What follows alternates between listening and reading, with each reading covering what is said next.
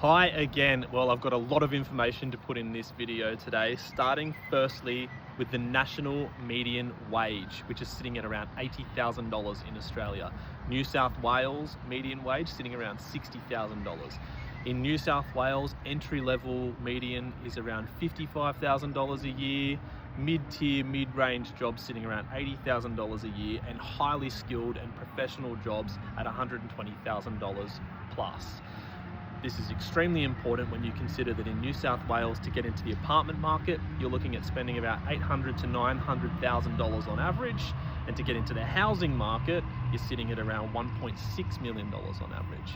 So you need to buy a property is about 10 to 20 times your average wage at least, just to get into the property market.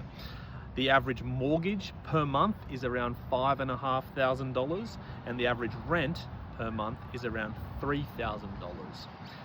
Interesting data on the internet, you can find this yourself, is that around 35% of people say that they struggle to pay their mortgage every month, which makes sense. But more importantly, about 44% of people say they struggle just to pay their rent. Now, the important part of all of this is that when you combine this, and like the government is saying that they're tackling generational equality, people are obviously struggling to save money, they're struggling to pay their bills every month, but more importantly, they're struggling to buy a property. And people are saying, I don't think my children are ever going to be able to afford to buy a property. So what do young people do?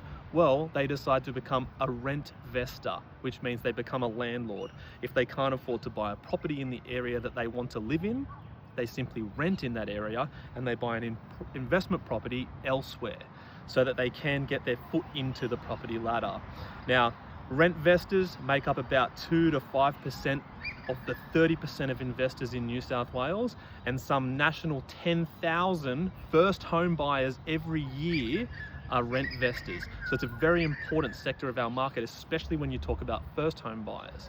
Now, if the government is going to make changes to negative gearing and the capital gains discount to combat generational equality, I wonder how many young people are going to be impacted by this, because surely if you're earning $80,000 or $100,000 a year and you are a landlord, you're not making money on that investment.